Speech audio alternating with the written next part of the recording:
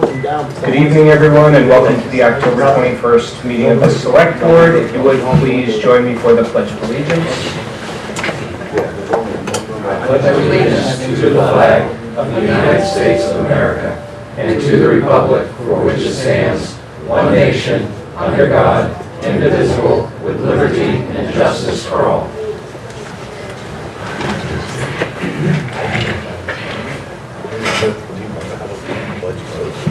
Oh, I never remember. I was from there. I know. Oh, yeah, I had to miss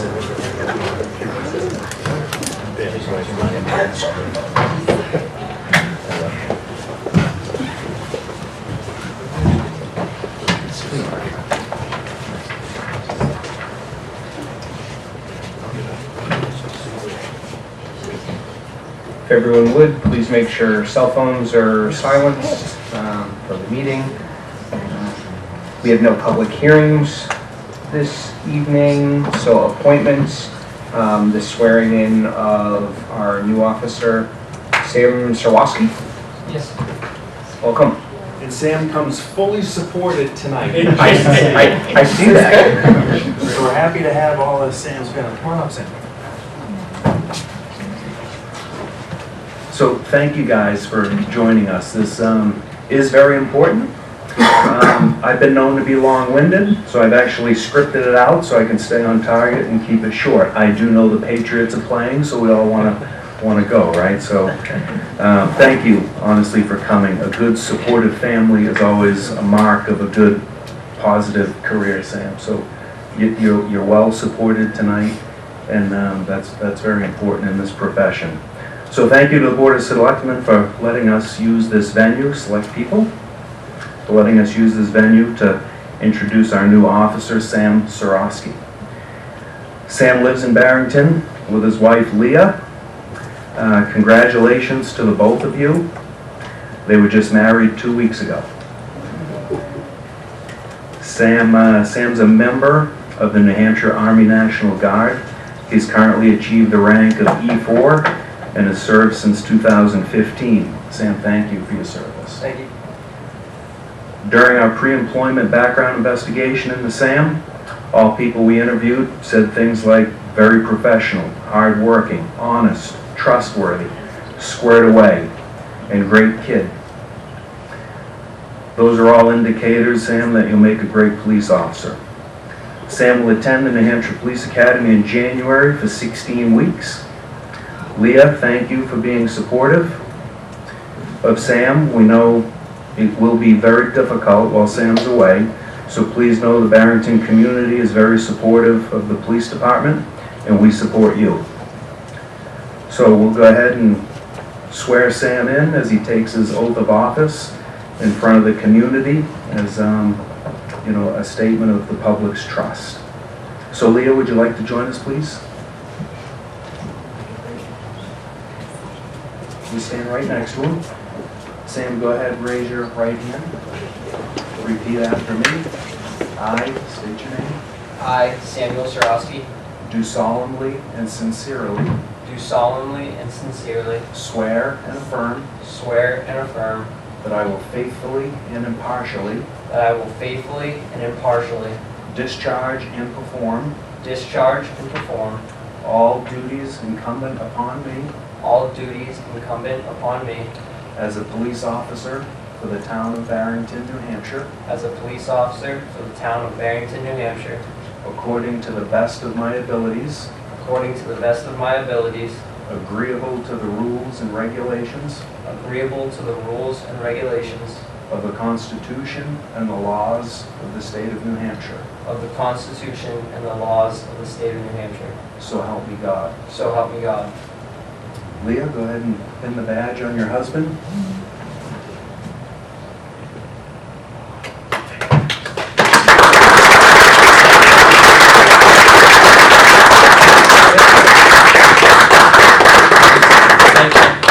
Thank you. Welcome. Appreciate it. Thank you. Congratulations. Thank you very much.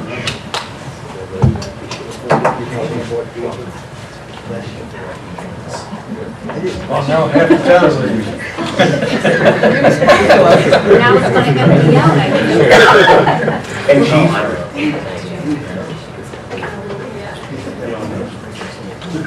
I don't think you're going anywhere because you're doing a budget presentation, right? I gotta stay. But at 8:15. Thank you.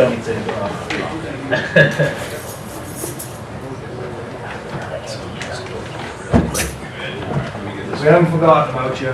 Give me a minute.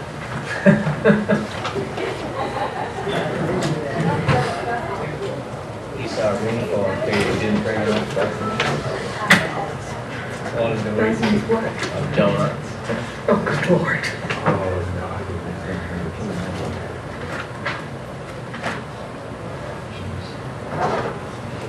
Got my own donut. Yeah. Did the donuts sell? So his mom makes a certain amount of donuts, closes the shop. You want donuts, get here early. All right. Wow. Fire department brought double stuffed Oreos. Wait,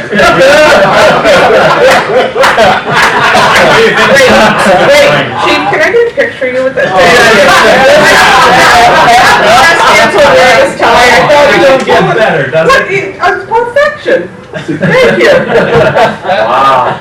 The fire department Only stays that on dirty there. on Facebook, right, ready for the select board from the chief. And you can thank Deputy Chief George who's paid for them. Wow. Is that a sign he's overpaid? We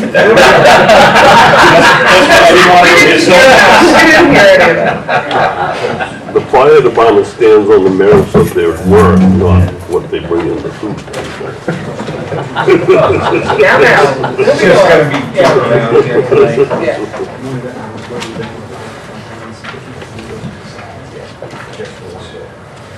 I guess I have too many copies in actuality. So we had some follow-up questions, and I don't know if you handed it out to them electronically or not, so I'm just gonna hand it out. We had some follow-up questions from the ABC, which we responded to. I'm giving it out anyway because I printed it. So I just wanted to make sure you had a copy of our responses. Obviously you do, but Thank you. and I know you do, sir, but I'm gonna hand you my last copy. Just for transparency's sake, so there's no discrepancy at all. And as George settles in, I'll just draw the board's attention, in the packet for this meeting, you'll find an updated cover sheet for the police department budget, and that reflects the changes to the benefit numbers, which we'll talk about a little bit later in the meeting, but it resulted in about a $10,000 reduction in the police department proposed budget. That's the only number that changed in the sheet that you have, but Deputy Chief Joy will be referencing those numbers and that are on the new cover sheet, so that's in the materials. So we're gonna get this right out of the way first. We have approximately $59,577 increase in the budget as it stands. Last year's budget, $1,383,257, and as proposed currently, $1,442,834 for 2020. Now, the numbers overall, as the TA just mentioned, include a $48,882 health insurance increase. Nothing we can do about that. Due to the census change, that's what we're looking at. So we stand here before you presenting about a $10,695 increase based on what we are asking for. That includes the body-worn cameras that are still under discussion. That includes $1,500 extra for training, which we'll look at later on. It includes the pay raises that you folks were gracious enough to grant us. We are asking for approximately a 0.75% increase from last year. That's what we're asking for. Unfortunately, that 44,000 puts us at about a 4.31%. Salary line, chief, fixed 86,000 until his retirement. The deputy chief, 75,119. Full-time hourly stands at 443,984. There is a discrepancy between this number and what we sent you originally. The number we sent you originally has been adjusted. Tia McIver was gracious enough to do the correct addition so that it figures at 25% of the current rate, 75% of the annual rate after the bonuses, the raises. Chief and I just figured the number 40 on next year's number. This is just simple math for us. 2 sergeants, 7 full-time police officers broken down by tenure. Michelle Clear, Jameson Young, and Tyler Courier in their age range. Donnie Morris, Timmy, and then Spencer. And then you just met our quote-unquote one vacancy. He's no longer a one vacancy. That should be Officer Sorosky now. Line was adjusted with the new information, and it does include the shift differential of 8760, formerly line item 4123, that's now included in it here. And again, that has been adjusted contrary to 443,784, which Chief and I submitted in September. I am going to go over staffing summary again. Our patrol officers still stand at 10.5. We'll count Officer Young, Officer Scott Young, the elder, as 0.5. The DOJ says we should have 25 officers still. The US DOJ New Hampshire average says we should have 18. The KRC school says we should have 15. The Bartels formula says we should have 13.5. So we are still technically at least 3 understaffed. Part-time hourly, this is Officer Young's line item, the elder. Again, just the simple math. We figure Scott 15, 60 hours, that's 30 hours a week, 52 weeks a year. And we also add in 2 hours a month in case we should need him at the end of a shift if he runs over, if we have a bad accident. That gives us some wiggle room for 1584. He doesn't go over his hours and we have everything budgeted that we need to. Police overtime, $60,000. We all know what overtime's used for. We have 8s, 10s, and a couple variable shifts. If we have to hold somebody over, that's when we use it. Everybody's on a 3-week cycle. We all average out to 40 hours a week across the 3-week cycle, no matter what schedule they are currently on. We use the cover training. Again, we'll be going over that shortly. Provide additional coverage during storms or events when additional officers are needed. Open shifts when people are on vacation. Our average is $62,264.85 across a 3-year average. If you go back before 2016, which I believe the TA has provided for you folks, you'll see some numbers higher than that, but that is a 3-year average. Police witness fees, $2,500, no change here. This is overtime utilized specifically for court or ALS hearings, anything involving testifying by our officers. The holiday pay, $22,100. This is contractual. We're not scheduled to be off on holidays, surprisingly for emergency services. Accumulation of holiday hours and earned time sets police officers apart from the rest of the town employees. This is per CBA. Full-time sworn employees will be paid for the 12 holidays whether they work them or not. Time will not count as time worked. It will be done by paying sworn employees 48 hours of holiday pay on or about June 1st and 48 hours on or about December 1st of each year. Again, this is contractual. The police buyout, this is one of the ones where we're going up, approximately $1,500. Again, we can buy up to 70% of our earned time. The maximum liability for this line item is in excess of $38,000. Our 3-year average is $16,498.61. Again, that's our average. Half of the liability would be $19,200. So we are asking to go up on that line item this year just to ensure that we're not going in the red. Highway safety grant, I'm not going to beat the dead horse because we were here 2 weeks ago and again, you graciously approved our match. The 2612 is the match towards the grants which we received, which are in excess of $10,445. That's all just putting extra patrols on the street sheerly to meet our match. Police employee benefits, $508,873. And this is where we talk the census change. I have no control over this. Chief has no control of this. Tia McIver has no control over this. We're stuck at the whim of. Police prosecutions 11.5. Again, no change to this line item. We've been with the Stratford County Sheriff's Office for the last 4 years now. They are prosecuting all our cases. In the past, we have offset this line once in a while because they've needed equipment that we have had that we no longer needed. We can't always count on that being the case. This year being one of those years. So again, that line item's not changing. Best practice is to have that prosecution outside. That line also saves on overtime for the prosecution. Part of that excess that you'll see prior to going to the Stratford County Sheriff's Office for prosecution is overtime work for folks coming in, having to put together those cases, having to deal with lawyers. Being one of the guys that did that in the past, it's an awful lot of extra work, and quite frankly, we're not geared to compete with the lawyers that we're dealing with anymore. Police contracts, $21,255. Dispatch is $12,017 annually. IMC, which is the computer system we use internally, is $46.42. WB Mason's $2.25. Major Walden's $950. Pacheco Valley, which is not Pacheco Valley anymore, I'll have to change that, I apologize, $250. Schedule Anywhere, which is how we maintain our schedules internally and online, $300. GPS monitoring in the cruisers, for officer safety's sake, $1,600. Our contribution to the SRT in Stratford County is $1,000 annually. The alarm is $270. Maintenance agreements, contact, everything together, $21,252.25. Excuse me, $254.25. Equipment and vehicle maintenance is $18,000, no change in this line item. As the equipment ages, maintenance repairs become more expensive. This line's used obviously for the vehicle maintenance. Our 3-year average, you can see, is $19,216.77, 16, 17, and 18. In 17, we upped that line item because we could purchase the extra Taurus. For history's sake, for those that weren't here, when the Tauruses were discontinued, the price fell from an excess of $20,000 to 23-ish thousand to approximately 19,000, chief, if my memory serves. So we came to the board for approval to buy an extra car during that year where the prices fell so low.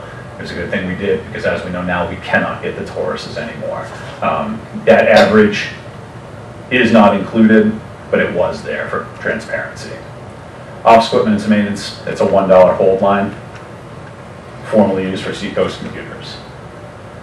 Copy of lease supplies, $2,500, there's no change there. Our lease is $17.28 over 5 years. The tech agreement's $200, base rate's $396, everything together is $23.24. $25 covers printing and any overages for the contracts.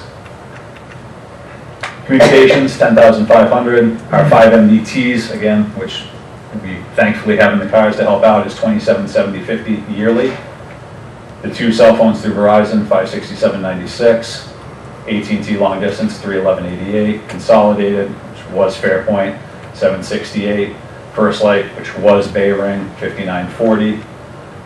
Everything listed is $10,358.34. We're going to $10,500 to cover any potential increases that we might see. Police printing's $250, again, no change there. This is forms, business cards, anything on letterhead like that that we may need to get for the office. You'd be amazed at how many business cards we go through. Police conferences and training, $7,500. I expect some discussion on this one later on. This year, we're up $1,500. We're requesting to be up $1,500. We're required to attend training. We have to hold our certifications. It is what it is. Right now, we have a 2.375 average in patrol. 2.375 years average in patrol. Just before Chief started, I believe the average was closer to 18 years of experience. So we've gone from a very experienced PD with a lot of depth to a young PD. We need to train our young officers. It is what it is. We anticipate the potential corrected average going into next year to fall to about 1.875 years of experience for our officers. That's big, and I can see the wide eyes. And if we do not train our officers properly, we're going to be spending a lot more potentially down the road based on mistakes. Police dues and fees were actually down on this line. This is memberships for various organizations, the New Hampshire Chiefs of Police, the IACP. Our DARE officer, Michelle Cloutier, has to pay her dues and be certified. The USPCA, United States Police Canine Association, is me. That's my overhead organization that we certified through. They're the nice folks that send a lawyer should something go wrong and I or my canine get sued. And New Hampshire LEAP, which is the administrative assistant. We're down $200 because of the chief retiring. He's part of the FBI National Academy. None of us are graduates, so we're not going to have to pay that line. Mileage expense, $500. Increase to cover staff attending training in personally owned vehicles when a cruiser's not available. Postage, $2,000, used for all department mailings, most specifically those Dog Summit, the dog letters that we all love, those go out of our postage. Supplies is $11,000. In 2018, this is the old office supply line and old operating supplies line. This line covers pretty much everything: tasers, ammunition, operating equipment, anything office related. Uniforms and protective gear, 6,500. Covers all uniforms, ballistic vests. Again, our 3-year average is 10,397.55. If you're outfitting 2 officers a year, the price goes up a little bit. Vehicles, we're going to spend a little time here. $33,000. We are asking for 1 new cruiser per our history. We have a fleet of 8. We will be trading in one of our highest mileage vehicles this year. My guess is that will be Unit 4, is my guess, educated at this point in time. 2016, we got rid of the Humvee. We transferred that to another community. We couldn't just get rid of it outright because it was surplus from the military. It had to be transferred. In 2017, we went from a fleet of 9 to a fleet of 8. And in 2018, we got rid of the police motorcycle program. So in the last several years, we have decreased our fleet significantly. This was included in the handout that everybody got. It's our history of cruisers. In 06, we got 1. 07, we got 1. 08, we got 1. 09 was the Great Recession. We did not get a cruiser that year. Things were tight. 2010, 1. 11, 1. And in 12, our maintenance program came back to bite us, and we came asking for 2.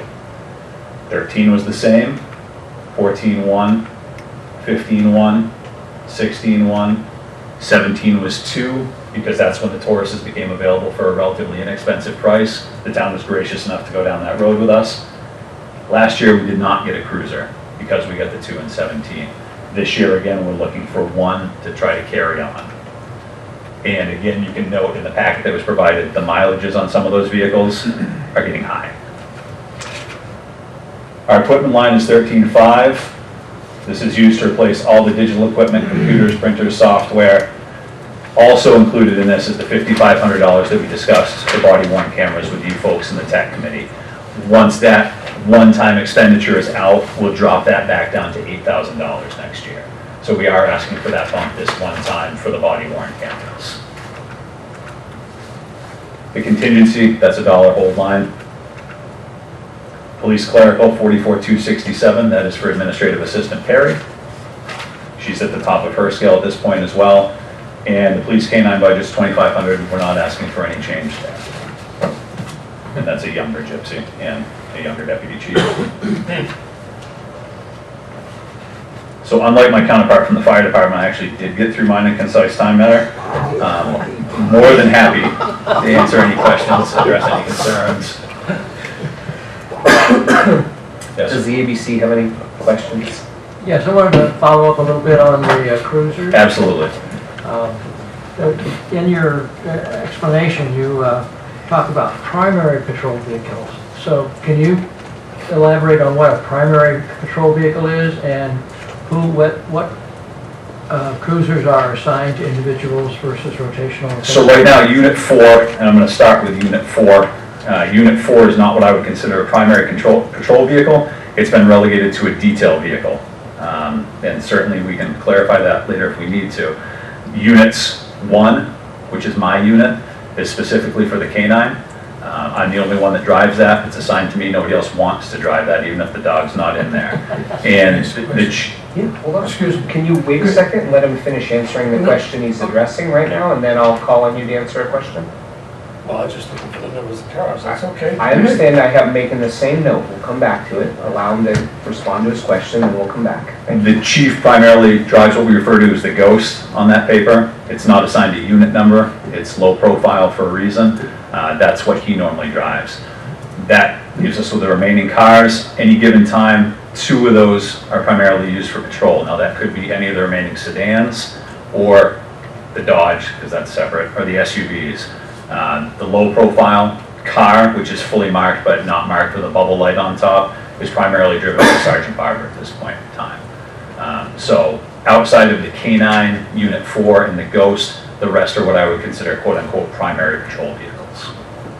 If that answers the question. I think the other members of the ABC were looking to see at any point in time Where those vehicles where are. those right. So today's a great day to address that. Today, we had one officer on detail, we had the chief and I, we had our patrol units. At the end of the day, not even at the end of the day, at the beginning of the day, we had 2 vehicles which weren't starting. So those were in rotation for maintenance. By the time those were dealt with and everybody was outfitted, we had 0 extra patrol cars sitting out behind the police department. Had something gone wrong with one of our other cars, the chief would have been jumping into his nice red pickup truck and doing business that way, like he has quite often this year. As a rule, especially during the summer, we'll have 1 or 2 guys out on details, so they're taking up unit 4 and maybe another one. If we're lucky, we do have 1 sitting out back, if we're lucky, but there've been a lot of days where we don't have any extra vehicles sitting there. That better? Thank you.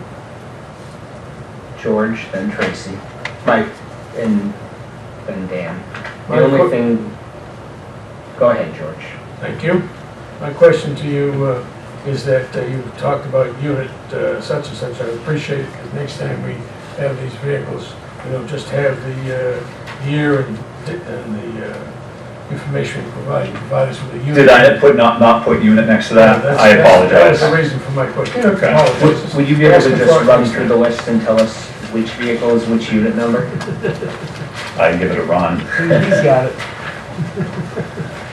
2013 Ford Taurus is unit 4. No, excuse me, the 2013 Ford Taurus with 120,000 miles on it is unit 4. 2013 Ford Taurus with 90,018 is unit 2. 2017 Ford Taurus with 44 is unit 6. The Explorers, Get the miles on all of them. it's in the listed in your pamphlet that I packet. gave to you, sir. The one I just gave out, it actually came from the ABC's updated questions. It's page 2. The Explorers, the 2015 with 90,000, I believe is unit 1. 2015 with 97,000, I think is unit 3, but it could be unit 7, and vice versa for the 17. Chief, which one's the Ghost? Do you know what you have on yours right now, sir? I think it's 8. Okay. So I'm close. I may be off on a couple of the Explorers. The sedans I know I'm correct on. In the future, when I provide this, I will provide you with units next to it. So the most important thing is the vehicle you're replacing is unit 4 with the highest miles. That is, unless something goes seriously wrong with one of the other vehicles between now and time to trade, unit Thank 4 you. will be on its way out. Yes, ma'am. Quick summation. And then I'm assuming unit 9 is the Charger? Unit, 1, 2, 3. Oh, yeah. it's going to be an even number because Sergeant Barber wanted all the sedans to be even numbers and all the Explorers to be odd numbers. 8. I think the Charger's 8. I've driven that exactly 1 time since we got it, so. So I have 2 8s on my list. I have the 17 Explorer is 8. Is that the one? Was 8, that's now the Ghost. So it loses its number? Yes, That doesn't make any sense. It's got. it's got regular plates on it. It's got a license plate on it. If you're running it, it comes up unknown. Hence Ghost. How super sleuthing. Okay. Exactly. Intended. Dan? The vehicles and stuff, we can get more miles out and stuff, and then I've noticed a lot of vehicles there a lot of time and stuff, and the rotations that you can take better, and stuff, but the vehicles are lasting longer now, and such, the expenses in the swap out, not on the vehicles. When you do the computers and all that, on the new things. And that is budgeted in. Right. Well, I don't see, I think it would be a long lifestyle on cruisers. I don't see them, the way the vehicles are at today. Noted. Tracy? I have no response to that. No other questions? No. Does anybody else have questions? Very good presentation. Very thorough. I'll take it. George? One question. Major Absolutely. Walgreens Yes, sir. at 950. Yes, sir. Could you explain it? I can't do the math. I don't know if I have it in my email or not, sir. So the rates have gone up significantly in the last 2 years. They increased us, not last year, but the year before, everything went up. The $950 comes directly as an enrollment fee and a cost per officer. They doubled plus the cost per officer since we used to join there. It was significantly higher. Now, you're absolutely correct that that comes directly from them. They raised all their rates. Thank you. And George, I can, excuse me, Mr. Bailey, I apologize. I can forward you the email that I have from Major But Waldron's it's not necessary. with the exact numbers. It's not necessary. Thank you. Tracy? I suppose because it's so close and in town, we're also saving mileage during the training because people aren't driving out of town in order to practice. Correct. The last two, and I won't count young Sam being qualified one-on-one, the last two group shoots that we have done have been actually, it's Stratford by instead on the town line. So that's where we're traveling to shoot currently. Okay. And if we end up with an indoor range, there may be some other opportunities. I'm certain, knowing Red Arms as I do, that they would be Took my question. amiable. Great. Thank you. Any other questions from anyone? See? Yes. You absolutely did. Nice job. Thank you. Thank you folks for your time, I appreciate it. You know, I have to tell you, I feel like you cheat your way out of it, because there's this place, Two Home Cooks, where I thought we could get something really spectacular out of this one. All right. It's not too bad.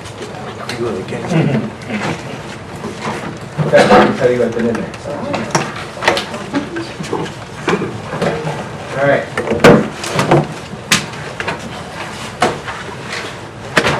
Paperwork all over the place. Public comment. Going once, twice. All right, moving on. Review of meeting minutes. Does anybody have any recommendations, changes? Nope, they were very thorough. Thank you.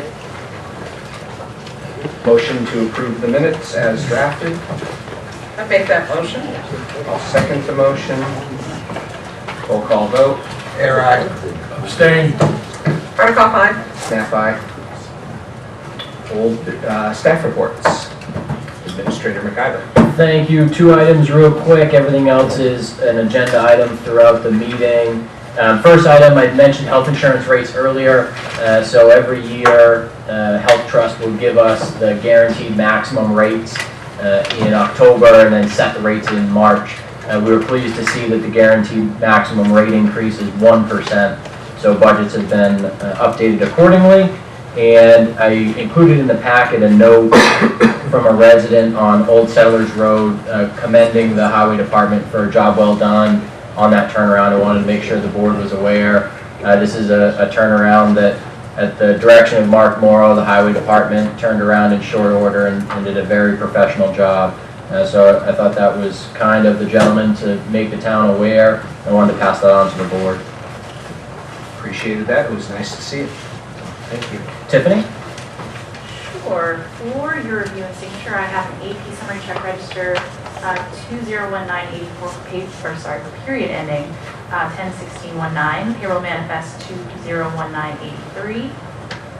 Department of Revenue Administration MS1. 1 deed with no covenant returning property to previous owner following payment of all taxes owed. 4 timber tax warrants and their accompanying certification of billed paperwork. And 15 eviction notices.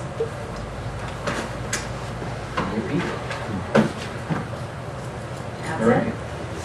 Old business, we'll start with the exemption and credit discussion.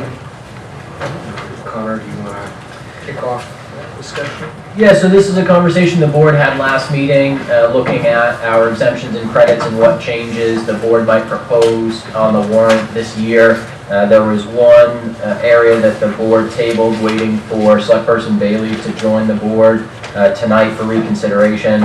In summary of last meeting, the board voted to place an updated solar exemption on the warrant, indicating all added value, not just the 5,000, and updated the income limit for the elderly exemption. And so those will go to town meeting in March for town consideration, and if approved, will be implemented. The other item, the other credit which the board had discussed previously this year, and I know Select Person Bailey wanted to bring before the board, was the state increased the amount that towns are able to offer as a credit for service-connected total disability. And the previous limit was $2,000, which the residents of Barrington had approved. The new limit is $4,000, and it requires an action of town meeting to have that limit increased. And so the select board, that's something the select board could put on the warrant for town consideration this March. So that's why it's back on the agenda tonight to have that conversation. Mr. Bailey? Thank you very much. During the course of finding out that the state in January had raised the exemption from $2,000 to $4,000 for tax credit for 100% totally disabled individual or an individual that was a double amputee, it was part of the set there. And during the conversation I had here with several other select persons, it was brought to my attention that how do we enforce the fact that the person is getting 100% disability dollars from the federal government, and then at the same time, considering their age to be over 65, how can we turn around and, excuse me, monitor the fact that when they apply for other monies from and exemptions from the town, how do we trace it? There was several incidences that Suzanne was able to find that individuals were not claiming the monies, and consequently what happens, they were still drawing the elderly exemption, and which I considered not to be fair, along with some of the conversations that I had. So I took it upon myself to ask Connor to go ahead and talk with the town clerk to see if there was a way to find out who was getting the state registration that's available for the 100%. And after several weeks that came back, there wasn't any way of doing it. I went to the police department, I asked the police department how they could do it, and they were unable to provide this information, so we could closely track to make sure that those that were deserving of the elderly exemption were getting it. And I went to the VA, which told me they weren't going to give me the money. And so, in essence, I couldn't find a way to turn around and document it. So, what happened was back in January of this year, the governor signed into law to go to 4,000. And basically what I'm asking for is that we put a warrant article on the agenda for the town to vote on to see if they will go from the 2,000 credit for the 100% to 4,000. And that's in essence what it is. And before I go, if I ask that you indulge me just for one second, Mr. Chairman. During my course of going through everything, I come across a gold star number plates.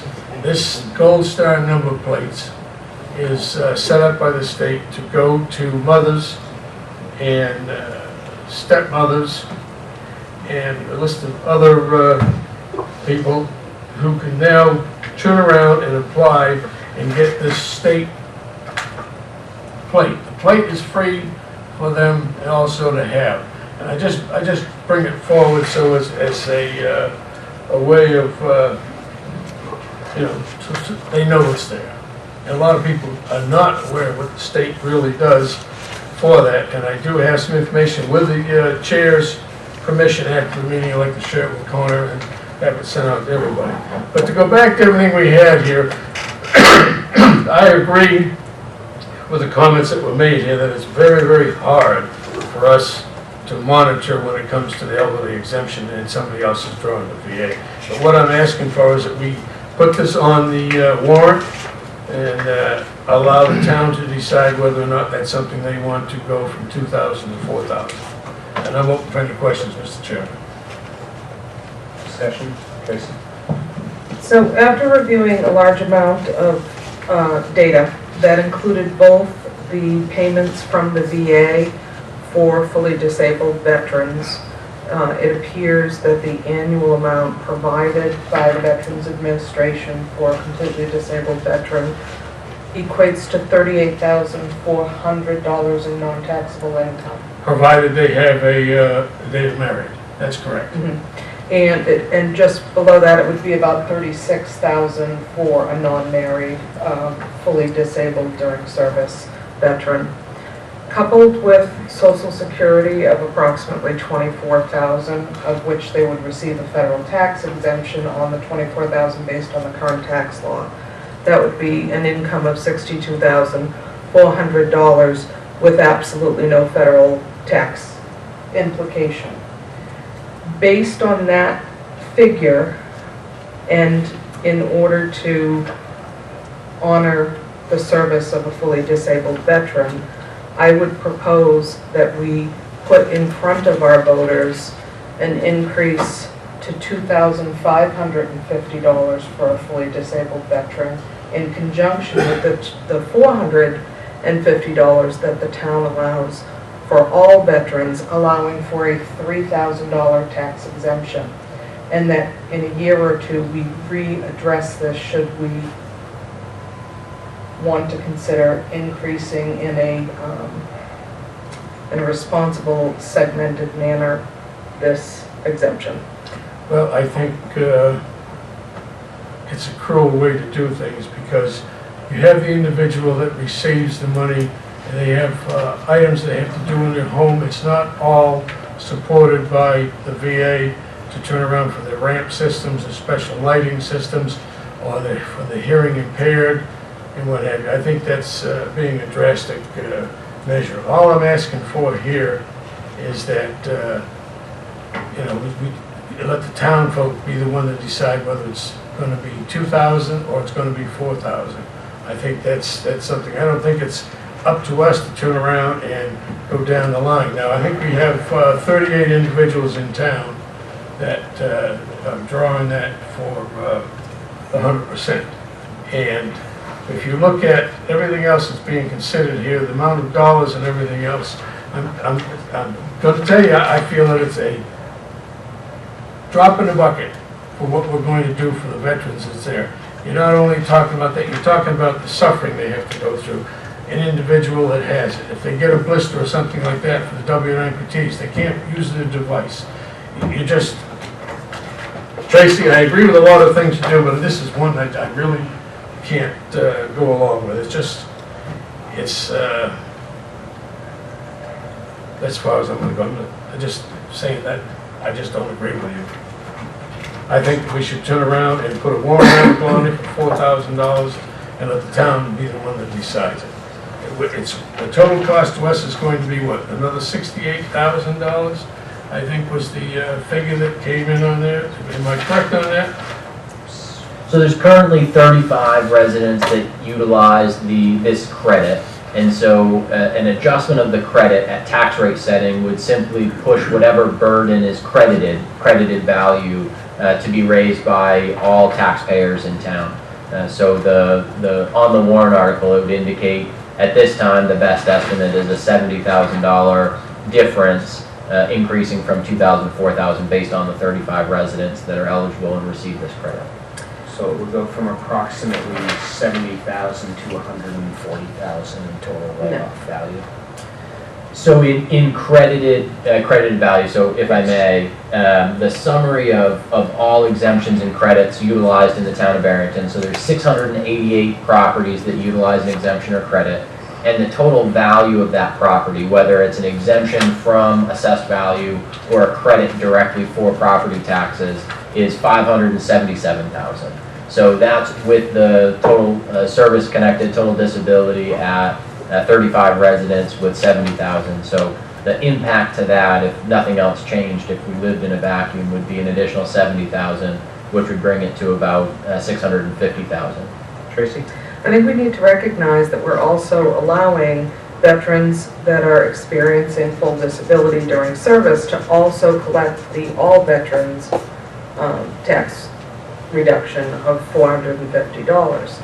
And my thoughts with this are begin by combining those two, get them to a $3,000 deduction, and then readdress it in a year, potentially bringing it to 35, and a year after that bringing it to 4,000. I I think it would be very easy for me to speak to the 1% that serve in our military and the impact that that has throughout our nation.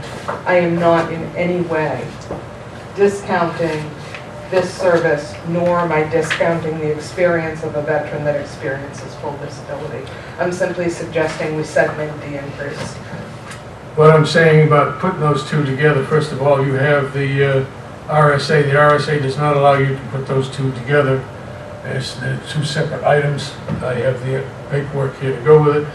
All I'm asking us here to do is either put it forward for $4,000 or not put it forward. I mean, you can't combine the other RSA with this RSA to the 425, which is supposed to be, what could be 500, and when it was passed here in town, it was passed at 450. George, I don't believe she's actually asking to combine the RSA. What she's saying is, if you look at the total Like to applied increase the credit, total. it's an actual larger amount. By putting forward a slightly more modest amount, it continues to up the total amount of credit allowed, while also continuing to keep us as a leader from the amount that we allow from a county average, from a state average, from a county average and a state average. Well, that's kind of, right now, the only part that the state has is the 2,000.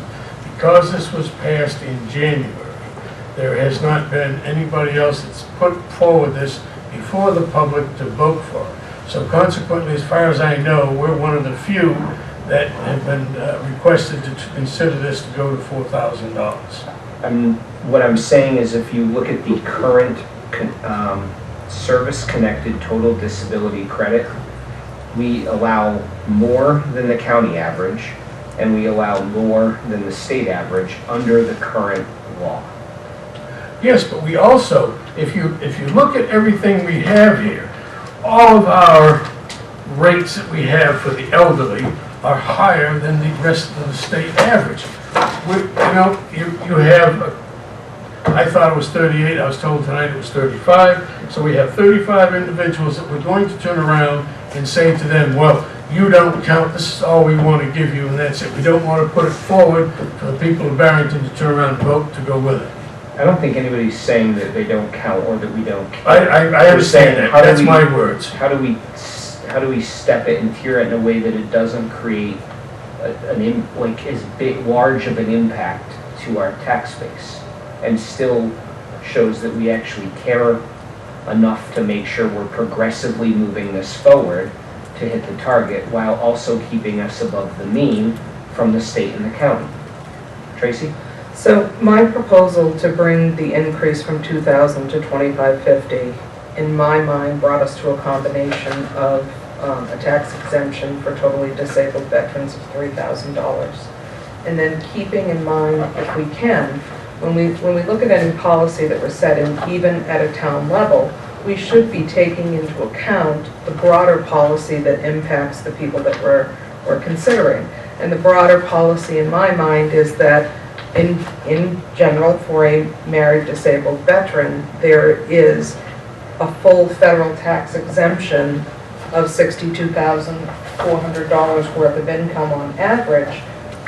Even at 10%, that's already a federal tax exemption of $6,240. So I would like to both honor the service, respect your request, and bring it forward to the voters with an exemption of $2,550 this round. I don't agree with you. I don't agree with you at all. And I respect your information, but I do not go along with what you're asking. So do we have any motions? I would make a motion to bring forward on a warrant article an increase to the fully disabled veterans tax exemption, bringing that exemption to $2,550. I would second that motion. Roll call vote. Who seconded it? I did. Out of transparency and having no public input, I'm not ready to stand on this. I only know. Article 5. Stand by. Are there any other motions? I make a motion that we go the full amount authorized by the state of New Hampshire to $4,000 for the 100% disabled and those that are double amputees. Is there a second?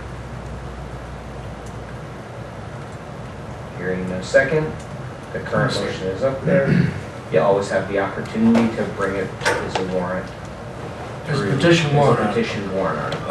I will notify the chairman that I will be presenting that tomorrow morning. I have no doubt about that. I know you don't have any doubt about it at all, but I appreciate everybody's effort, and I can understand everybody's feelings for it, and there might come a time in somebody else's life here in town that needs to have that money. Thank you very much. I want to thank the board for your consideration. Under old business, school town shared services agreement. So we have Chairman Mr. Gibson with us. So I don't know if he has anything, if he is also looking to contribute to this discussion or not. Yeah, so I'm not aware, we can certainly give him that opportunity now or during the discussion. So, as we talked about last meeting, updating the memorandum of understanding and the shared services between the town and the school. I was at that time last week, I was waiting to hear back from some area managers on how the shared services are managed in their communities. I included a copy of the MOU for Newmarket between their town and their school, specifically for a facility manager. I felt like that was a really good document, very similar in practice to what was happening in Barrington, just defined better, and I'd like to use that as a model moving forward for the level of definition of a future memorandum of understanding for facilities director. I also included in the body of my report how the operations are handled in Somersworth. What I found interesting about this is very similar to the town and the school in Barrington. There are a lot of shared services. Any opportunity that the town and school have identified as an opportunity to be best for the taxpayers, not duplicate equipment or services, they've done so. So in Somersworth, they do the same thing. The town takes care of the plowing, offers up salt and sand and fuel. The recreation uses the school facilities for their programs. The city hall is used for meeting space on the school side, and anytime they have an opportunity to do shared contract purchasing, they take advantage of that. So all very similar things that we do in Barrington between the town and the school. It's not defined in Somersworth, just as it's not defined here, only itemized on occasion. So from the school side, I know the intent is to finalize whatever draft MOU will exist for a future shared facility manager. They'd like to move on a hiring process for that position and understand what role that position will play in the town of Barrington before doing so, and certainly anything that the town would contribute to that employee. So at this time, and we'll talk about the joint meeting, so at the last meeting, the board had requested a joint meeting of the school board, between the school board and select board, to finalize an MOU and discuss the shared services, an opportunity to meet in public in front of the community. The school board suggested that instead there be a joint facility committee that would be made up of 2 select board members, 2 school board members, the superintendent and myself. So that option is before the board as well. What I would be looking for from you is looking at the information provided. If there's any adjustments or pieces of information you'd like to make sure that is included in an MOU, and I can work a final draft with the superintendent. Discussion? I really liked this document and appreciated not having to reinvent the wheel. So Absolutely. I'm hoping a presentation takes place to the school board and that we meet in a joint meeting and can come to an agreement on it. Mr. Bailey? Mr. Chairman, do we, last week I wasn't here, but did we vote to have that meeting as described by Connor, or is that going to be part of our vote for tonight? If we have it that way there, instead of full board meetings, we have 2 and 2. How was that voted? Was that voted last week? No, we're here tonight to decide. No, it's going to be voted tonight. We had requested Yeah. a full board meeting between the 2 boards. Okay. I Thank you. actually think 2 and 2 is relatively close. I feel like we have death by committee. Anybody else? Go ahead, Dan. I'd like the whole, all of us meet, and then too, whatever we come up with is clear, very civics, because my understanding is, we need, I don't think it's legal, but unless we have a very clear understanding, so I want to dot our i's. Alrighty. So the request is to have a committee with 2 select board members, 2 school board members, and the superintendent and town administrator. We have a motion. I don't think it requires a motion, I think it's just a consensus of the board. Well, I think what the chair's saying is there isn't a consensus of the board. Oh. But that's certainly one option. And like I said, I think the documents that we have, my understanding is that the superintendent was working on drafting a memo or something that indicates what's important to either him or the school. I haven't seen that yet, but it's possible that the combination of a revised document that you have before you and that would be prepared for the town and the school for review before final decision. I think at that time a request could be made also for a joint board meeting for finalization, not necessarily deliberation of the details, but finalization and meet in public to discuss the final document and formalize the decision. Tracy? Have we sent this SAU 31 example to our superintendent? The superintendent has a copy. Just to make sure the board is okay with it, Mr. Gibson, who's the chairman of the school board, is here and is requesting to comment on it. Is everyone good with that? Comfortable. Mr. Gibson, if you would, please come up to the. I realize I'm gonna have to stand for this. I know, you get to sit at your meetings, so. Yeah, no kidding. Well, yeah, thanks again for acknowledging. I just want to make sure that we're crystal clear, because I think there's a little bit of a discrepancy between the conversations that occurred with the school board and subsequently the conversations that's occurred with the town manager. So to be clear, the school board decided that they were not going to do a shared employee, but instead wanted to provide facilities services as needed to the town. So in other words, the ask was, tell us what services we can help you with. Assuming it's reasonable, we're just going to do it. We're going to work with you to do it. The recommendation to the board, the recommendation after the request to have a joint board meeting was, we have a well-compensated superintendent, you have a highly capable town manager. We are talking about a very limited number of services that you folks probably want. You can probably guess what they are. And there's probably a limited number of services that the school could use from you folks. This is part and parcel to why you have a superintendent and why you have a town manager. So the recommendation from the board was, let these 2 highly qualified individuals sit down, work out something that works, that they mutually agreed upon, and bring that document, whether it's the new market model or some other model, to each of the respective boards. That's the first thing. In the absence of doing that, the invitation was given to Connor not to create a facilities meeting. There's a standing facilities committee meeting every quarter. We said if you don't want to do that model, which we think is probably the most appropriate based on what you're looking for, you're more than welcome to attend a facilities committee meeting. So we will schedule a facilities committee meeting ad hoc at your convenience, and you can have as many folks as you want attend that meeting. It's a public meeting, it's open to the public, it has an agenda, whether that's the entire board, whether it's a representative group of the board, whether it's just Connor.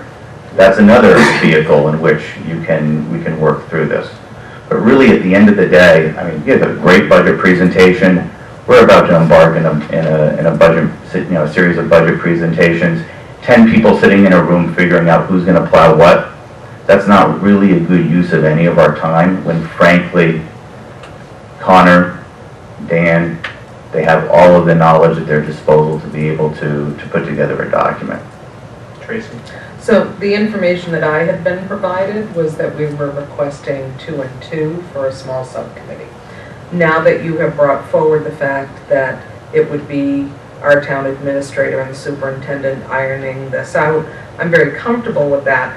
What I'm not comfortable with is what the school board suggested, which is a service contract versus an employee sharing, because you're not Sodexo. You can't replace this person if they go out on a medical leave, or if there is a time period where there is not an incumbent in the position. There's no one else for you to supply in the absence of the employee.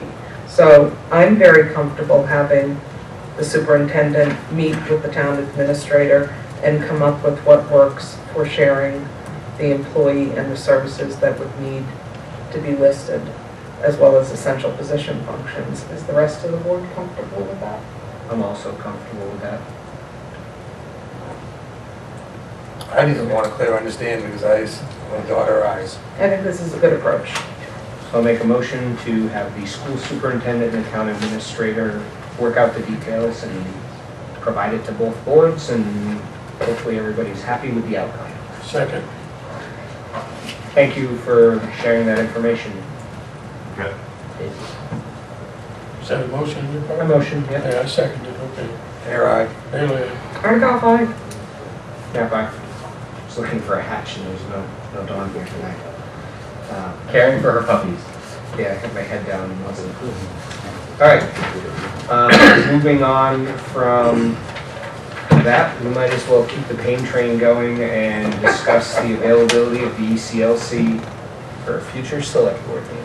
Yeah, so as I let the board know, the school intends to use this facility, this meeting room, as a preschool room starting in January of 2020. As such, they will need to make some modifications starting in November. The superintendent has requested that by our second meeting in November, we refine to an alternate meeting source. He's made some available both at this facility, the elementary school and the middle school. The public safety building is also an option. I think we would, no matter where we go, it would be important to advertise appropriately, get notices at this facility, letting the public know where we're meeting, and certainly in those situations where we expect a larger outcome, a budget hearing, etc., continue to meet in a larger space to do so. So I just wanted to make sure the board was aware, and we'll finalize those plans and move for the second meeting in November. Would there be an opportunity for us to use the school board space in the SAU building?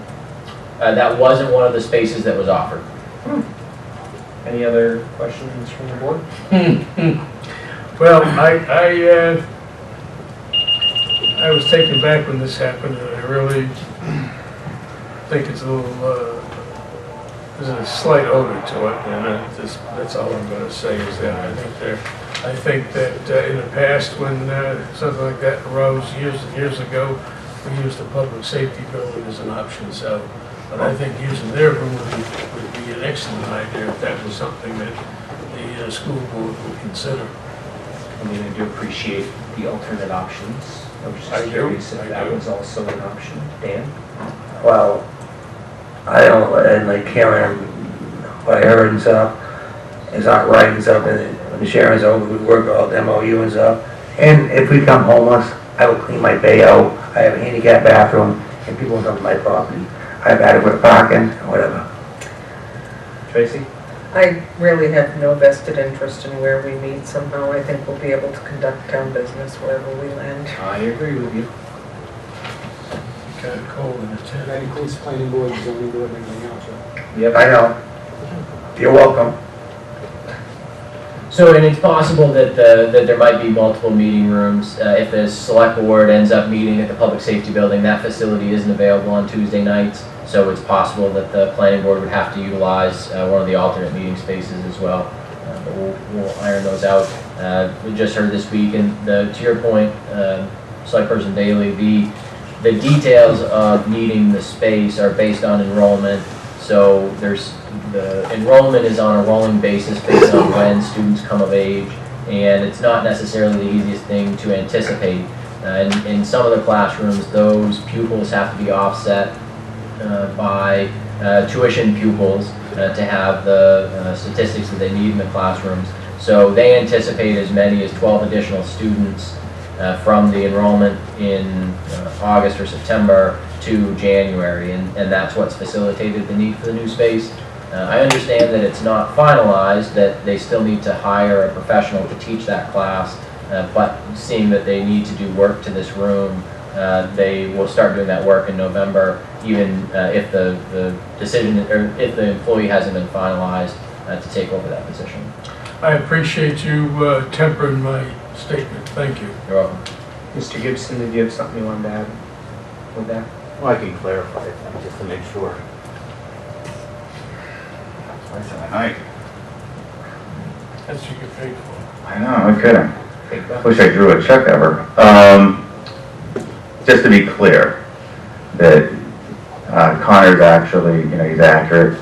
This room most likely will be needed at the beginning of next year.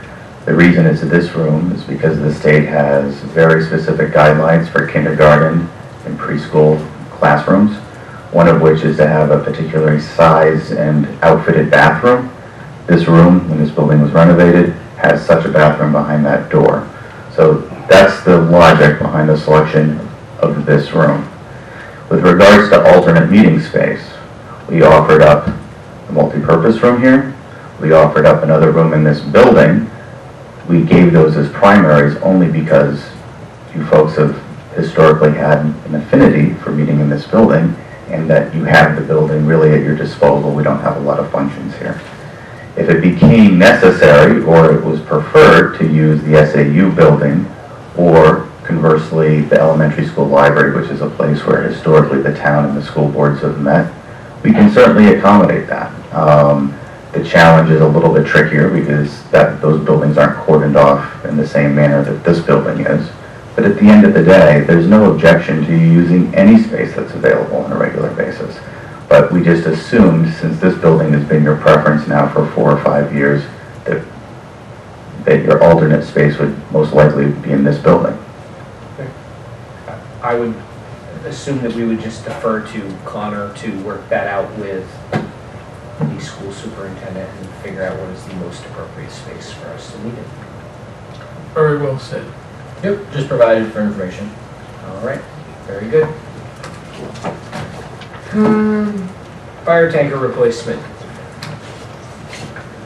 So Chief Walker has a proposal for, you've been updated on this on a few occasions in the past few months, and the fire chief has a request for you tonight.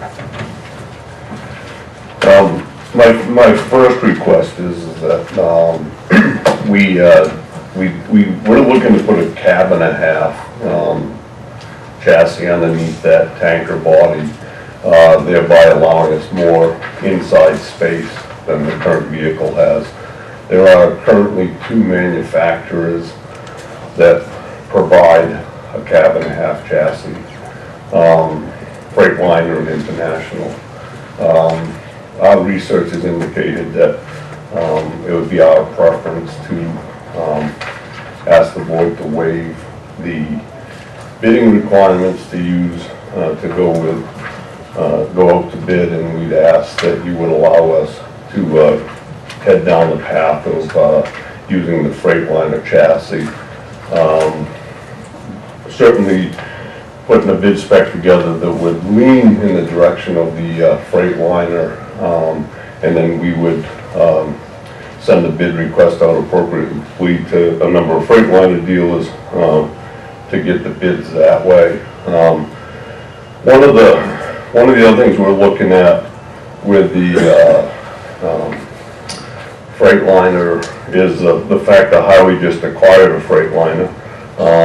That vehicle will probably be there for a number of years, and they typically keep a certain amount of parts on the shelf, whether they're spare lights or filters or stuff like that. So obviously, as we get a little further down the road and our truck get a little bit older, that would be a resource to us during an emergency for emergency repairs, rather than us duplicating the stuff sitting on the shelf. We could potentially acquire it for them and replace it after, for one point.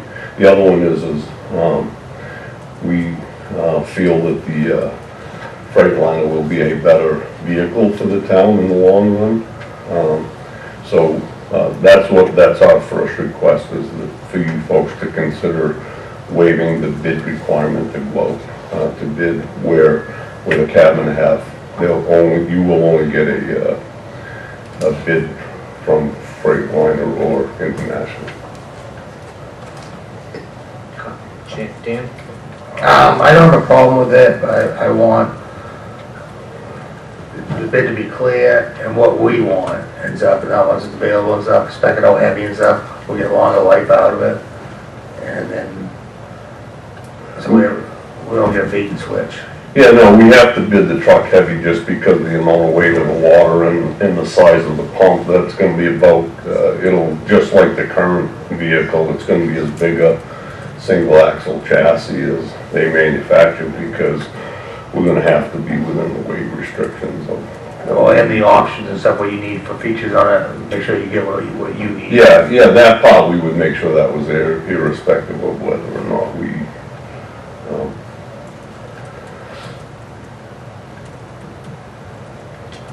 And you're looking to carry 2,000 gallons of water in it? yes.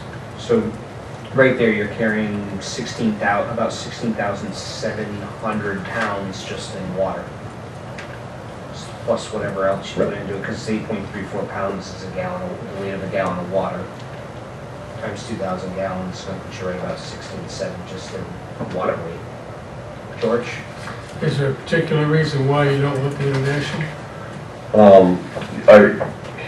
I think that much like what the road agent, the former road agent indicated to you folks when he asked you to approve the purchase of a Freightliner, that the number of issues that they've had with the most recent vehicles in the fleet over at the highway garage is an indication that I don't see that getting any better. Tracy? Chief, I'm just trying to figure out, why would we waive the bidding process? You know what you need, why wouldn't we just go out to bid? Well, because there's really, part two of this is, we certainly could put a bid out, we could put a bid spec out that would require a company to say they only want a Freightliner and that's what's gonna get built. But the other side of that is when we bought the 94 International, that's the other piece I wanted to ask you. There'd be two options that we're looking to put the bid spec out. We know of 3 companies for sure, and likely 4 companies that would be interested in doing this chassis off project. So there would be a couple of ways to approach it. One is that the town may be in a position to save money by purchasing the cab and chassis ourselves and having it delivered to the vendor of the town's choice to have the body taken off and remounted. That's in effect what we did when we bought that truck, is the town purchased the cab and chassis separate and had it delivered to Valley up in Enfield, because the distributor said, hey, look, I'm gonna put the body on the thing, I'll make my money there, the town can save a little bit of money by purchasing the vehicle as opposed to us purchasing the vehicle and marking it up a little bit. So that was gonna be my other question to you folks is, are you comfortable with us putting a bid spec out that it could be bid both ways? The town buys the cab and chassis and somebody does the work, and bid it the other way is they supply the cab and chassis and put it together. Tracy? So I personally would like to stick with a bid process, and I don't think that that's a bad idea. Put it out both ways and let's review the data that comes back and certainly take your recommendation. Okay, so what, you just want to put out that way. I guess the problem comes back to is that if you don't agree to make a decision, then I think it puts 2 trucks into the mix, and I'm not sure how that works out as far as bidding it both ways. Now, it could be that all four manufacturers will only pick one of those chassis and there won't be an issue, or it could be that they'll look at something from both chassis and, And give you options in the bid. yes, That doesn't sound like a practical outcome. Who's got the state bid? international. International does? George? If we went out and put the bids both ways, you know, the board still has the final say as to which way it goes. And you know that you would be part of the conversation that this board would have as to which way we went. So if you put it out both ways, we could still stay with the bid and go on with the regular bid specs we have, instead of having a waiver.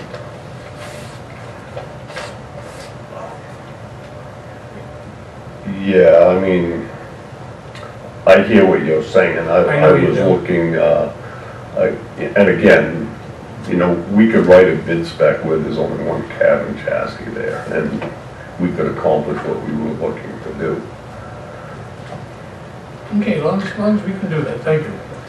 Connor, do you have anything you would like to add? Well, I think really the purpose of asking for a waiver is the fire chief, advised by the equipment committee in the fire department, knows that there are very limited options, as many as 2, but not more, for what they're looking for in a cabin chassis remount. So opposed to wasting the time going out to bid, knowing we're only going to hear back from 2, we already know one price because it's the state bid, and we're just going, the only information we're going to get from that process is what the price will be for the Freightliner. The fire chief was asking that the bid requirement for selecting the Freightliner be waived, so the focus can be on who's going to do the work, which would be a competitive process, and he would have the bidding out as 2 options, either they buy or we buy it, is materially insignificant to the extent that we're competitively selecting who's doing the work, which is the only price which will really change based on the purchase. So just a matter of saving the time of going through the process, putting something out to bid, knowing we're just going to get 2 answers. One we already know, and the one is the only thing that the chief is looking for. Tracy?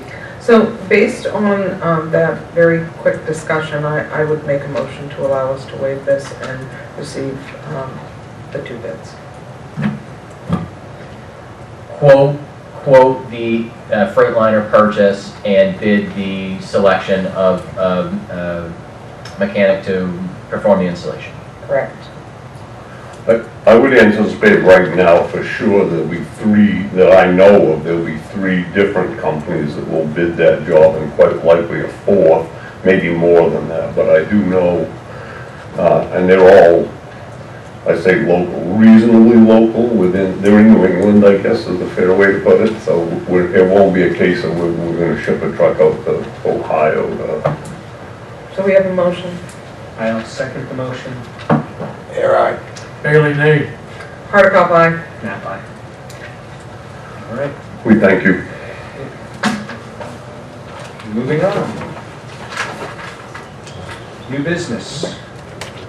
Chairperson, Yes. would it be possible to change the 2020 schedules to be the beginning of new business?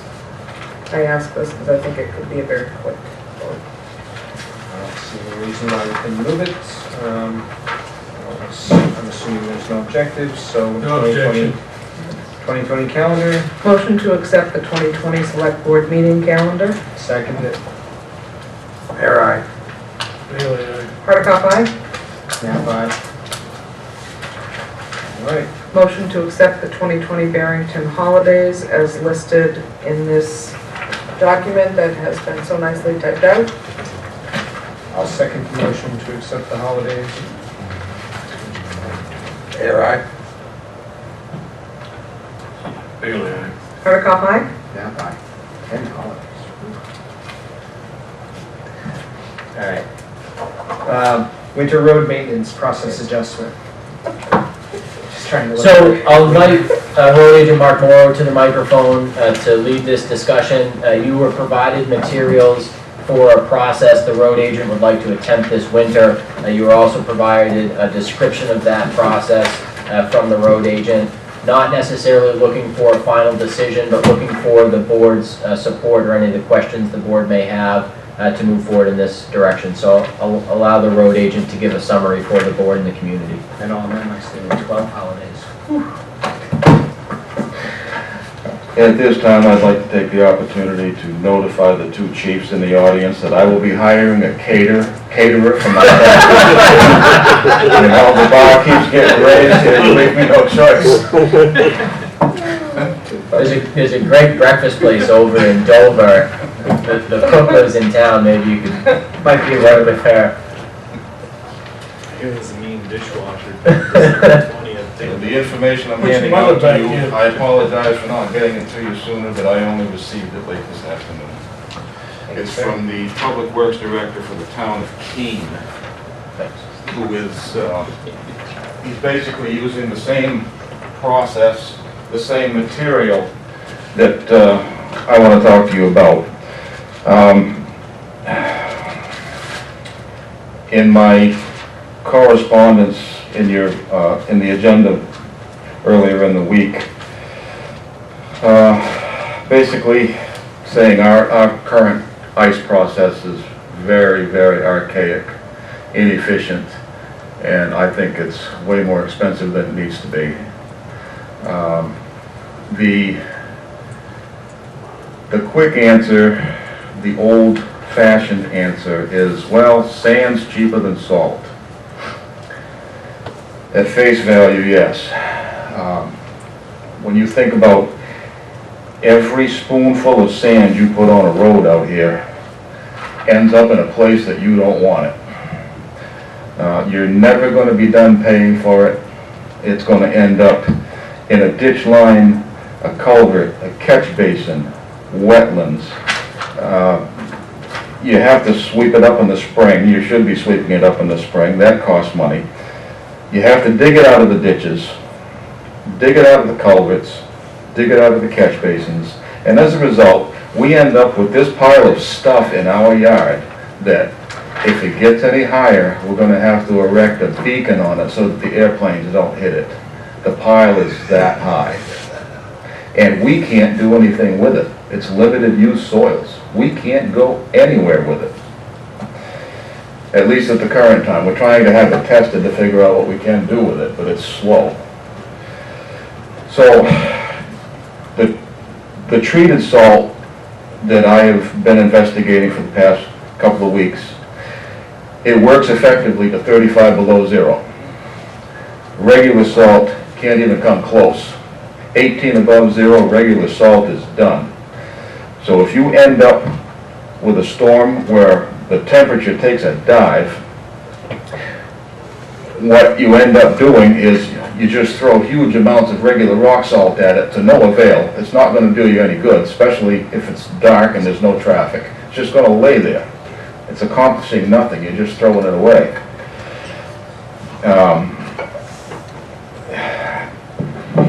The premise behind the treated salt is we should be able to use only half as much and no sand on the paved roads.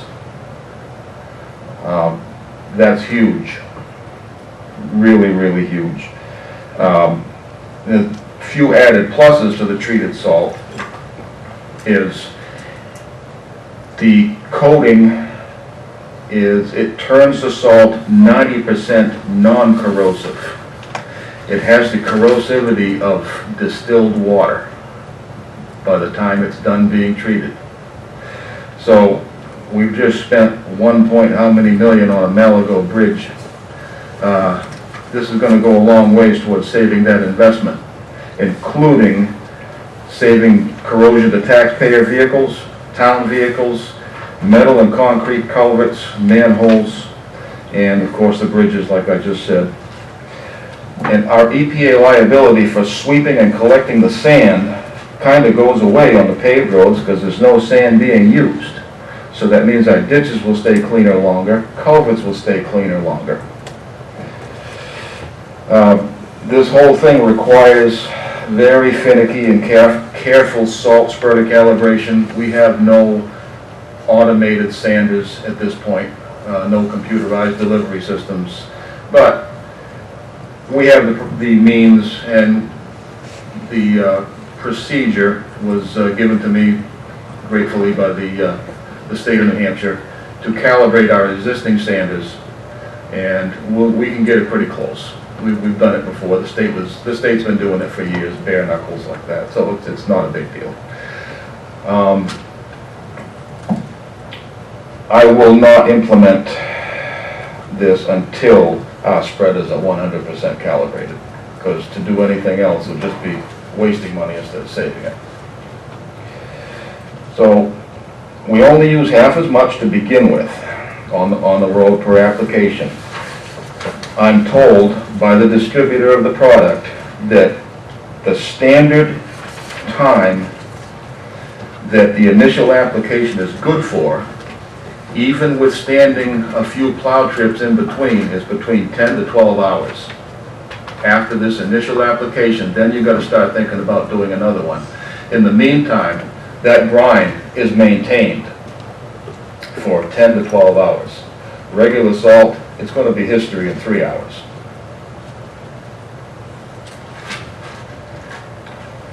So the roads would be pre-treated several hours in advance of an anticipated snowfall. And this is where the residents are going to think that we've lost our mind, because it's good. It's probably going to be sunny out with dry pavement, and we're going to be putting down salt. And you're going to get some phone calls, but it's the way it's done. The salt is spread on the center line. It may dribble down a little bit, but this particular salt has a tackifier in it, so it will basically, rather than hitting the pavement and bouncing and then going into the ditch, this tackifier, it's kind of gummy-like, so it's going to stick to the center of the road. The traffic goes by, beats it into the road, gets it into the pores, distributes across the surface, and basically that product is there before the ice ever starts forming.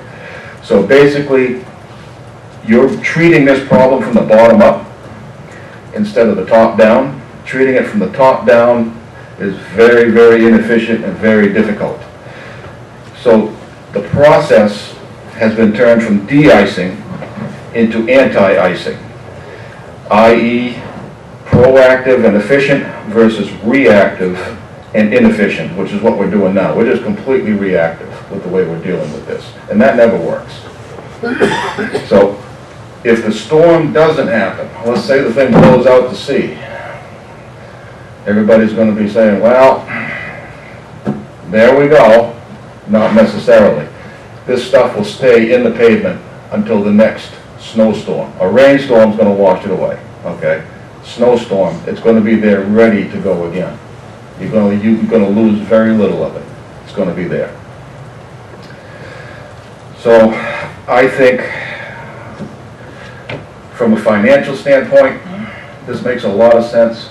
From an environmental standpoint, it makes huge sense. Any town that's a town at all is really starting to adopt this stuff. Sand is going away, it has to. The good news is, I mean, we're still going to have to use sand on the dirt roads. They are what they are. They're going to take what they take. But I'm anticipating you probably will not have to buy sand again for a couple of 3 years. So that's a pretty huge thing right there. So in conjunction with this, that 2003 plow truck that we still have, that the new truck was bought to replace, it's still in reasonably good shape. It's going to need $2,600 to get an inspection sticker on it right now. It's currently uninspected. But that truck, the way it's set up, the sand spreader that's in that truck right now has got a chute on it that we use to put out our shoulder gravel. It's very surgical where you can put the product that you're trying to put out of this thing. So if we go to this salt program, that salt can be delivered right on the yellow line with pinpoint accuracy out of this truck. Plus this truck would give us a spare in case one of the other vehicles went down.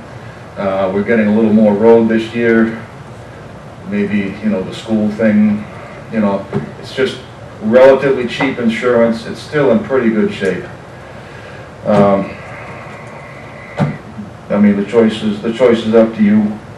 It would be more appealing to sell if it had a sticker on it. And we can still try to sell it while we are using it. It's registered until May. But at least while we're using it, we can be looking for somebody to come up with a better number on buying it. So I'm not saying we don't sell it, but probably use it in the meantime while we're trying to find the right number. George first, Tracy, and Dan. My first question is, some of the roads, the street that I live on, for instance, has school buses coming up and down on it. How is this product that you've described, how is that going to eliminate the use of sand on that hill that's out in front of the house? There's going to be bare pavement underneath that snow. There's not going to be ice underneath the snow. Okay. And if we, here again, okay, it's going to take a little experimentation. But if we find ourselves getting in trouble, you know, at hills and stop signs, if we find them getting a little greasy, yeah, okay, we'll put a little sand out, but nowhere near what we're doing currently. Thank you. Tracy? It's my understanding that to treat the current 400 tons of salt would be $7,200. Correct. So how long would the 400 tons of salt last? How long? 2 storms, 3 storms? I'm gonna guess,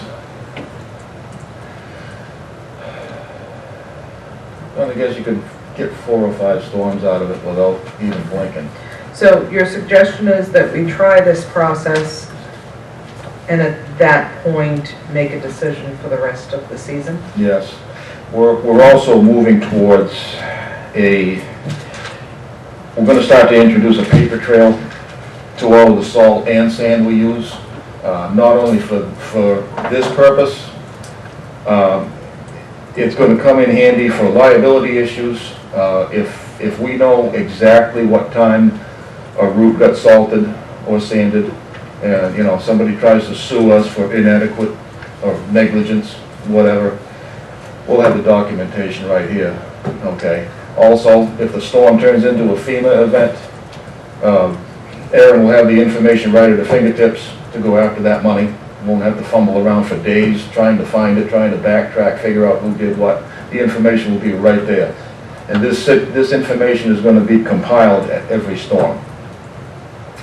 Also, MS4, stormwater management. It's coming. Not today, not tomorrow, not next year, but it will get here. And this will give us a huge leg up on that situation. We won't get blindsided with it. We'll be in step with it when it gets here on this aspect of it. Will we be moving to like an ArcGIS system where eventually you'll be able to both track for FEMA but also be able to track for your own operational efficiency where you have sent the trucks? I would imagine at some point we would do that. I would rather, if we're going to get technical, I guess I would opt for computerized delivery systems on these trucks first. That's the big looming problem is we're bare knuckling everything here. There's no computer delivery at all on anything we have. Very good, thank you. Dan? All right, I got a bunch of things. I pre-treat. By pre-treating, I don't, let's say it's coming at 6 a.m., 2 a.m. I look out the window. That gives me extra time in case I get behind. You don't have to be right on there. Or we don't get no storm at all. I don't have to go out. And I use a real expensive sand, wash sandstone. You can't really see it. A lot of people don't like it.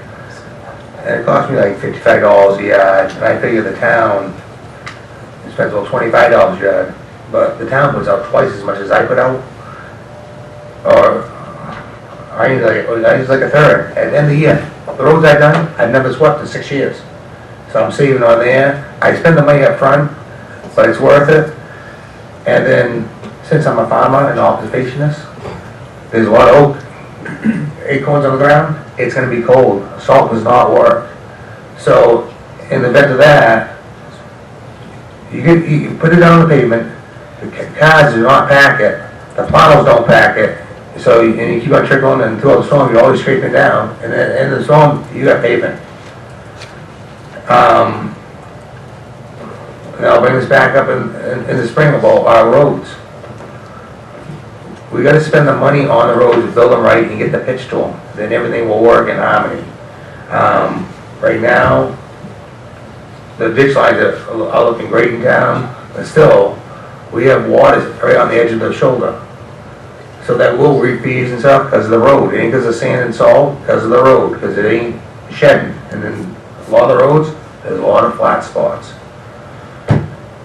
On the 03, I spent some time right around there. I have older equipment and stuff, but you can work on them. There's 2 or 3 vendors close by. You can sandblast and paint and stuff for not much money. And the old stuff you can work on. And they need us to have it for backup. The new vehicles, you can't work on them. You need the technicians, whatever. This you can work on and get going in a hurry if you had to, and bypass up and get to a storm. So I believe in the old equipment. It's hard to get we're too old. It's hard to get the parts, but something like that. If we spend $8 grand to get sandblasted and painted, that's a liquid overall. We got a new clean truck, as long as it's mechanically sound, we'll get a longer life out of it. Thank you. If I might add, my equipment maintenance budget right now is in the tank for probably about 12 grand, over budget. And the majority of that is not your older trucks, it's the newer ones. Once they get 4 years on them, they become a total nightmare. And that's what we're seeing right now. The older trucks, like the one that we're talking about, just does not have the inherent problems that the new stuff with the diesel particulate filters do. They're just a total nightmare. Another problem we're going to get on top of, the excess idle time. When these trucks are laid over, a couple hours sitting out in the yard idling, that's going away. If they want to get in a warm truck, they've got a nice brand new building out back. They can bring the trucks in, keep them in the building in between runs. If there's going to be an hour or two, we're not going to idle them, because the idling contributes to the problems that these new trucks have. They're very finicky. You just can't do it. So the one item that I had a big concern over was that when we originally talked about replacing the truck, we were told that that one was really in kind of tough shape and there was a fair amount of rot and maintenance that was needed on it, and you're saying there's about $2,600 worth to keep it. Yeah, it needs a steering box. That particular truck has what they call dual point steering. There's a steering box on each side of the truck. The one on the driver's side was replaced recently, but the one on the passenger side is starting to leak now. So, if I was the one to spec that truck out, I would not have gotten dual point steering, but that's beside the point. And there's a little bit of patching on the floorboards, a few holes in the sheet metal on the floor. Nothing to get real excited about. And you believe that since using your own words, your equipment budget being in the tank already, that with a $2,600 investment, you can keep that truck pretty much on the road? I think so. I've trouted the waters on price that you could get for that truck. Liberty said that they would write a check for that truck for $6,500. I'll bet they would. Because the gear is worth more than that. The iron's worth more than that.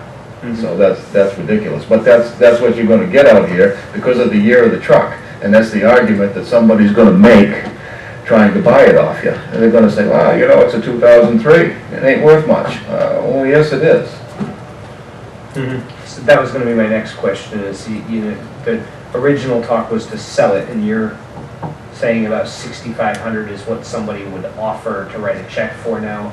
If we were if we were being realistic about the value of it, where would you put the value in that truck? And it might not be in dollars, but maybe it's in the fact that it's maintenance. The overall maintenance cost is significantly less than the operating cost of having another vehicle. And where would you target that to be? Because that's kind of the world I live in. Is like, Well, I would think, in my mind, I've had the figure of, between 15 and 18 grand for that truck. Because it's gonna, if it gets sold, it's gonna leave the yard with a relatively decent wing and plow on it, and decent plow gear. The gear alone is worth, $6,500 all day long without even trying. Dan? Well, I just pick away, I have 2002, 4,700.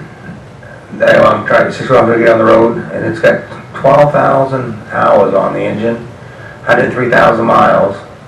With that thing, I can run into my shop and stuff. That engine's a clean burner, it's up there, better burning. And then when you get up in 07, that's when they started diving. The DFE comes into place. Well, they started with the emissions, now they got the juice and stuff. And, 2, if you're in a bind in a storm, you can fix the motor trucks in a hurry, get through the storm. Yeah. The new stuff, Yeah, there's very few reasons why these old trucks won't run. Very few, and they're usually fixable, right there. and then 2, before I was a selectman, I recommended that we keep the old Komatsu loader. We bought the new John Deere because that new John Deere, computerized, in the cold, that thing will shut down. You're not getting it going. That Komatsu, you can bypass it and get it going. So what we're looking for from the board is support to trial this method of winter maintenance. Certainly, we'll make sure information is available to the public on what's being done and why it's being done and how we anticipate it'll work. There will be a little bit of a cost, and then also looking for support from the board to hold on to the 2003 International, getting an inspection sticker on it for $2,600. I'm getting there, don't be pushy. Dan? I'll make the motion on the sand and salt. I understand everything. I can give you the board data from other contractors, other vendors and stuff. It's a proven. I'll second the motion for the trial salt method and for investing the money to keep the 2003 on the road. Tracy? I'm very in favor of this, but I would ask that on your highway department site of Facebook, that you explain to our taxpayers what they can expect to be different in the first few storms, so that our public understands what's happening and does not equate a change in what's happening to a change in leadership, but instead to a change in operational process. Right, yeah. Yeah, it is gonna seem a bit odd. And it's gonna, the learning curve, believe me, I am just as much of a miserable, stubborn old curmudgeon as the next person. I don't like change. I hate it. And I'm probably gonna curse, there'll be times when I will curse ever even having the idea to do this. But I think it's worth the pain. I really do. Agreed. Roll call? Air aye. Bailey, aye. Hardikoff, aye. Snap aye. Thank you, sir. Thank you. All right, state aid for municipalities. Connor, I'll let you. So a budget approved by the state offers $20 million in annual funding to municipalities. Barrington this year received a check for $90,223.66. The town has 2 options for utilizing that money: either use it to buy down the tax rate or spend it as unanticipated revenue. It will be budgeted for next year, so our options are only to offset the budget for next year, for 2020. In 2019, I propose that the select board take a vote to spend that $90,223.66 to buy down the tax rate. You'll remember at town meeting in 2019, voters approved 2 warrant articles that were set against the tax rate: $75,000 for bridge and culvert capital reserve contribution and $50,000 for fire truck capital reserve contribution. I think this $90,000 would be a great offset to those 2 warrant articles which were passed, to increase the tax rate and help stabilize, and I anticipate a tax rate setting will be able to utilize the tools we have to keep this tax rate stable on the municipal side. I was gonna say, I'll make a motion to use the unanticipated funds to buy down the tax rate, as well as the 2020 anticipated funds to also buy down the tax rate. So you don't have an option for 2020. But, yes.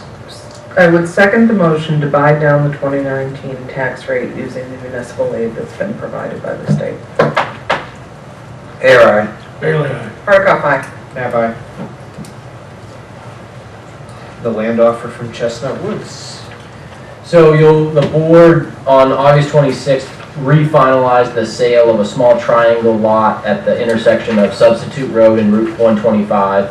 Prior to finalization, the developer approached the Department of Transportation about getting a curb cut from Route 125 onto the abutting commercial property, which was the original intent for adding that small triangle.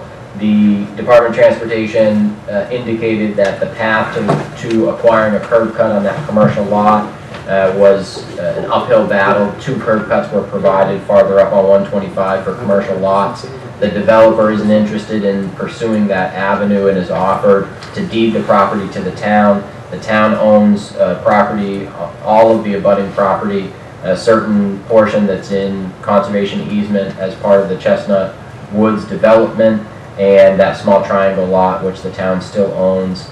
The one point of interest is that because this is the last commercial lot to come out of current use, a land use change tax bill and property tax bill totaling $4,755 is outstanding on this property. So if the select board were interested in acquiring it, they would either need to require that it be paid or abate that tax owed. So the option to the town is to accept the offer of this deeded property to start the formalized process of acquiring.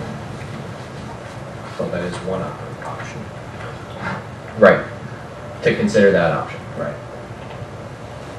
Discussion? So you need a motion to acquire the property. So we'd have to go through RSA 4114A, which is a 6-week process. But this vote, this indication from the board is whether or not to go down that road or not. Is the select board interested in the offer to acquire this, be deeded this property? So we would end up with lots 22 and 29, and 57 is already... We already own 57 on the map you have. We already own 22. This land offer is lot 29. Right, 22 was going to ultimately be joined with 29. Correct. But they're And still then, separate. is there a reason why he didn't pursue the curb cut off substitute? Because when we had originally discussed it as a board, the discussion was that you had to develop the entry of that road, turn it into a road, and get across the wet spot. You couldn't just do the first 50 feet in to make a driveway up off of it. You had to develop out the initial part of the road. And then which was also the whole point of acquiring 22, was that then he would be able to put an accessible driveway into that lot there. So, and also in reviewing the materials from that time, when the board originally authorized the purchase or the sale of lot 22, the Conservation Commission had concerns of the prime wetland, which is in the vicinity of the property. All I can tell you is that the developer has explored the options and has concluded that he'd like to offer to deed the property to the town. Any further discussion, George? Did that motion include the dismissal of the monies owed? I think that's up for discussion. I don't think there's been a motion yet. Right. Okay, I'm sorry, I thought you made a motion. So what is the board's position on the $4,755 that would either need to be paid or abated? I would have been there. Dan? I want to clarify something on there. Information provided and stuff. There's never, as far as I recall, I'm back there, we never talked about access for 125. The state bought out the rights on there, and there's a known fact. And if you can't get it back from the state, there's an act of God, you want to pay a lot of money. And one thing about that property behind the 30 acres, when the conservation looked at it and stuff, it is a prime place for a well. The soils, when it all drains down through there and stuff, that's a potential value for the town in the future, I think. Have a good source of water. We have the town water because George verified we can't get the water from up above from Rochester, really. And with that, that is a value to us. And then the triangle lock, anything that happens with that road, we have staging areas and stuff and to deal with. So one thing that I would like, before we even ask for a vote, is I would like to put it back in front of Chestnut Woods to make sure that we are all in agreement that, because based on the notes we have, is that we're saying that the access had to come off of 125 as opposed to Substitute Road. And I remember vividly having a conversation about this, that Substitute Road was acceptable, he just couldn't develop it in as a driveway, it had to be developed in as a road. I can make that clarification. And then see if he still wants to go that route, but if he has the ability to develop out the entrance of the road and develop a commercial lot, I think the only thing we had talked about was you had to get beyond the initial wet spot. In the beginning of it, it goes wet, and then it dries out of it, and then it gets wet again after that. I can verify specifically, like I said, in my conversations with the developer, he's explored his options and it believes that the only value of this lot is to the town. Dan? Well, that's what I'm saying. That's what I recall too. A hammerhead to it was a turnaround there, not this full width road. Right, because that was the whole reason for the desire to acquire it, and actually, we ended up putting it out to bid to follow an appropriate bid process, and the bid we got back was less than the actual offer that we had originally received on it. So there's even a bit more incentive for the standpoint that they would be able to develop that out, and being it's classified as a road, it just kind of prepares it for any future work, and it would meet the police and fire and highway department's needs from the standpoint that it is developed out as a road if we were going to proceed forward with that. So I would just like to make sure the developer understands that and is aware that was my understanding of our original discussion, and I believe there's 3 other people here that were part of that initial discussion. Any other discussion? No, I know that the state turned them down for the driveway, and I think that if we combine those 2 lots together, now we turn around and have a viable lot, come out the other way with a road going up, which will work out well. We'll be able to subdivide it and work from there. So I have the original purchase and sale, which was reviewed by the board at that August 26th meeting. And so the contingencies listed on the purchase and sale, say this agreement is contingent, etc., that the entrance be constructed, the entrance to the premises be constructed onto the adjacent property off Route 125 and to the standard required by the planning board and site plan review, and that minimizes impact to wetlands during any construction or site preparation activities. The entrance to the premises and adjacent property shall be constructed in such a way that future development of the road is not hindered, including but not limited to the rights retained by the town for any necessary access easement to construct, upgrade, substitute road over regional road. So that's information that was included in the purchase and sale, which the board reaffirmed in August and was a contingency of the sale a second time when the board reaffirmed it. I will fully acknowledge I may have missed that, and at the time I know Mr. O'Brien was on the board, and he is present. Does anybody object to me asking his recollection of it? No. Casey, if you wouldn't mind. And did we check the minutes to see how we had... They were linked to that discussion on August 26th as well. So on that purchase and sales, that purchase and sales never got signed to start. That's why it was for reconsideration by the board in August. Right. Yeah. So, but the discussion always was that the planning board and the fire chief had say in it too on how far the road went in, which was a minimum minimum width, minimum length, and that the entrance was not to come off 125 because of the entrance of Old Green Hill Road being there anyway. So it was always moving forward to upgrade the road to get your entrance into the lot. And that purchase and sales, we never signed off on that purchase and sales. That was something that was done and sent to Mitchell Group and our lawyers, and never went through with. So it was just, that was just an email that was sent out, because I actually looked back and everything and found it. I actually just forwarded it to Andy, so.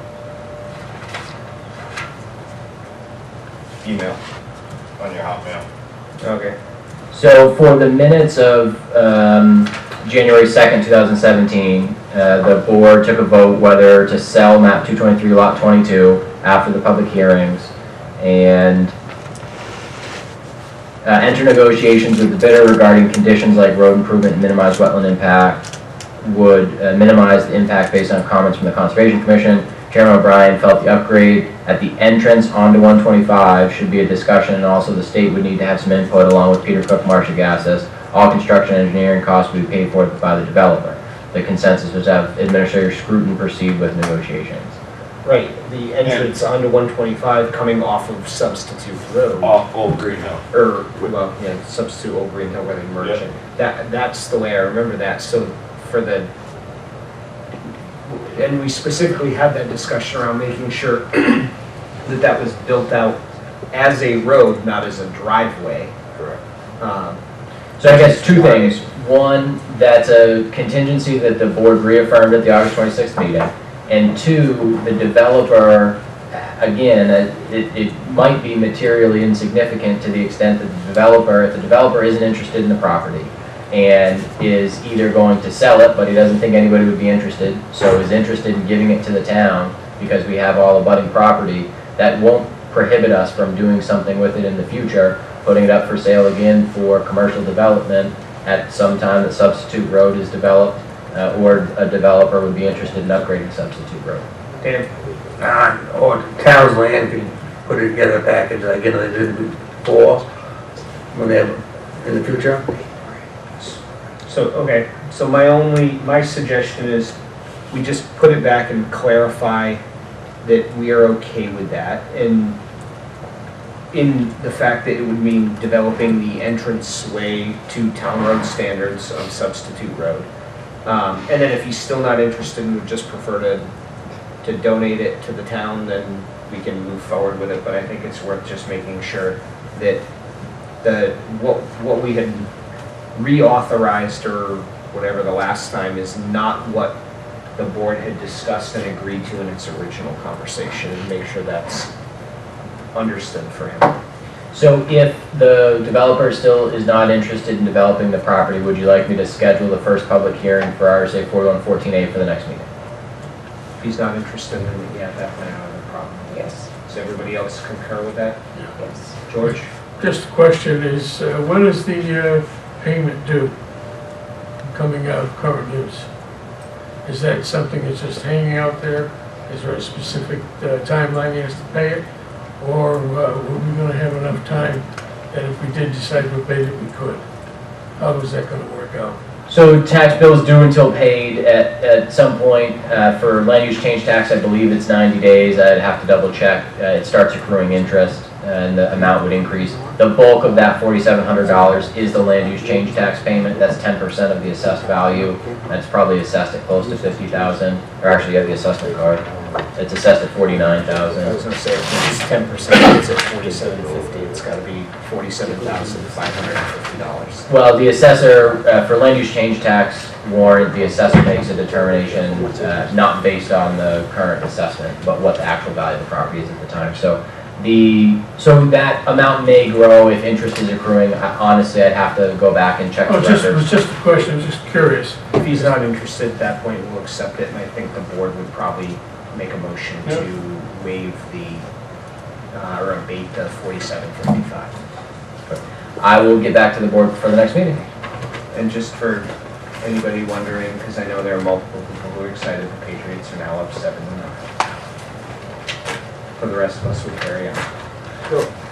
All right, general information, we've already discussed, select persons reports. Mr. Ayer? All right. There's some, at conservation, we went over a couple things. And I talked to Connor about it, we need to address, the conservation wants some more information about the town forest where we hide and stuff, about pavement and their plan and stuff, but he basically gave a price $10 an acre to come up with a game plan. And as soon as he has a game plan, then we'll present it to the board and the conservation and everyone, so they're all on the same page, but they want more information right up front with what he's gonna do. But you kinda have to pay a fee first. He goes in and he does the evaluation, and comes up with options what to do with the land on harvesting and stuff. And they asked for someone to go there next week, next meeting. So I think the chairman for town lands can handle it. And then years ago, the selectmen authorized Charlie Marino to do a rabbit cut over on Tamposi property, and it's federal money. The town cannot be the applicant, you have to hire someone. We're gonna check on, I think, the new forester, he can handle it, so do maintenance on it. And there'll be federal money involved. There'll be no money in lumber at all, because it was clear cut, so you just cut down the trees and leave the brush. But it will be federally funded for the rabbits. Mr. Bailey? I went to the library meeting and just a general meeting, and they accepted some money, and that was nothing there. They're anticipating with joy to come before us and present their budget. That's all I have on that. If I may ask one question, I have a concern. Not being here last meeting, do we do anything on Keno? We voted to put it in front of the voters. Thank you very much. That's what I did. Thank you. The Recreation Commission meeting was tonight, so I was here instead of there. Building committee met on Wednesday and decided not to move forward with pursuing the clerk of the works position. There was only one applicant. And that recommendation will be for the board on the 28th, for final decision by the board. Town hall pre-design meeting is on Wednesday the 23rd, and that is, I was not at the planning board meeting, but from my understanding, they were both continuances, if I remember correctly, and they were out of there, I think, in record time before 7:30. So that's it. Mr. Ayer? I did email, when I get your notice, I replied to all, you want me to come? No one replied to me, so I didn't go. It's okay, it was a quick meeting, and it was a last-minute cancellation on my part, so I do appreciate the offer. Final public comment? We'll be quick. You got 3 minutes. Drug take-back date this Saturday at the Public Safety Building, 10 in the morning to 2 p.m. I'd like to just simply remind the community that we're there and typically no questions asked. But it is drug take-back day, so please, no over-the-counter medication. I have seen that come in, vitamins, minerals, that can go in household. It's not really Prescription for drugs us. take that. RX, prescription drugs, or even heroin, fentanyl, if somebody unfortunately lives with an addict. So, drugs. Thank you. Excuse me, Chief. Yes, Mr. Ayer? I noticed a couple towns are doing the Vipin, taking that stuff back. Will you take the Vipin products? Vaping? Yes, Whatever. yes, it's been advertised. Yeah. All right. You may, go ahead. No, if everybody else says follow process. Give the stopwatch out, please. She's speaking as a resident. Tracy Harkoff, 48 Stone Farm Road. drive? I'm not really sure we know. It's listed both ways on many things, could be drive, could be road. Anyway, I want to speak as a military spouse of 34 years, that I am extremely in support of our veterans living within the town of Barrington. The one thing I will ask that we always do when we're looking at changes to incoming tax year after year is that we consider incremental change. The one thing I think we heard when they set the new valuations of properties last round was that we heard from the assessor we use that while we have 35 fully disabled veterans on the tax payrolls living in the town of Barrington at this time, should we make a large increase to this exemption, we then become a much more attractive town for those people that may be moving into town and would be able to also take advantage of this. So I appreciate the approach of taking policy and applying incremental change to it in order to meet both the goal that has been brought forward of getting to the $4,000 exemption, but in a fiscally responsible way. That's all I have to share.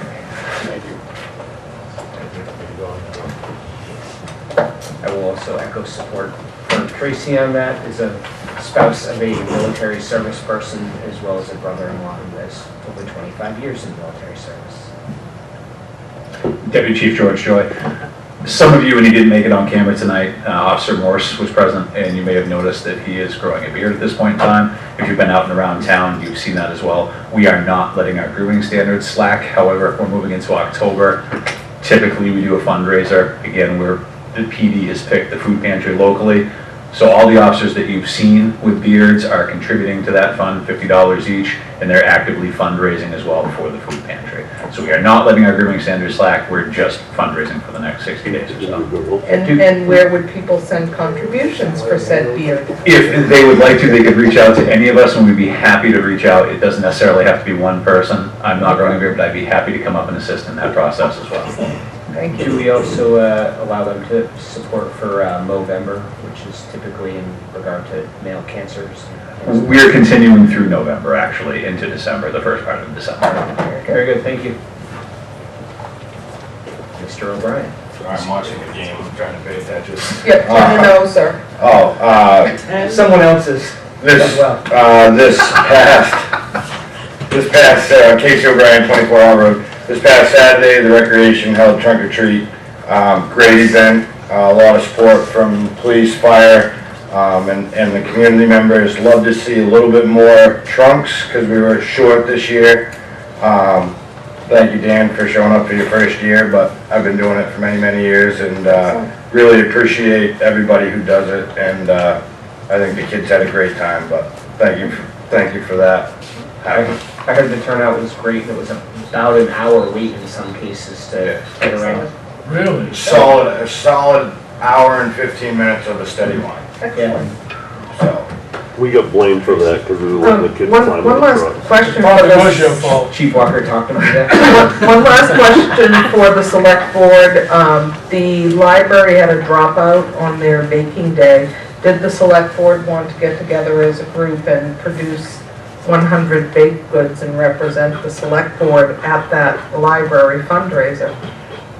And Sure, and you Oh. can make. You can bring double stuffs. when is this? I think it's in November, George. I don't have the dates with me. November 4th? I was gonna say, let me know the dates. I know the first weekend I'm not planning on being in town. so. What is that, for the desserts? It is the desserts. Yeah. Dan? I do not own oven. I'm a farmer. All right. I don't bake. Okay. Is there anything? Non-public for personnel and reputation. Perfect. Quick. That's okay, because I was gonna ask for one anyway. Good Lord. All right, seeing no further comment, thank you and have a good evening. Motion to go into. Motion to go into non-public. Motion to go into non-public. I'll make the motion. For reasons of Dan. personnel and I'll second reputation. it. Oh, Pats. Vote. I know. Bailey, aye. Hardikoff, aye. Nap aye.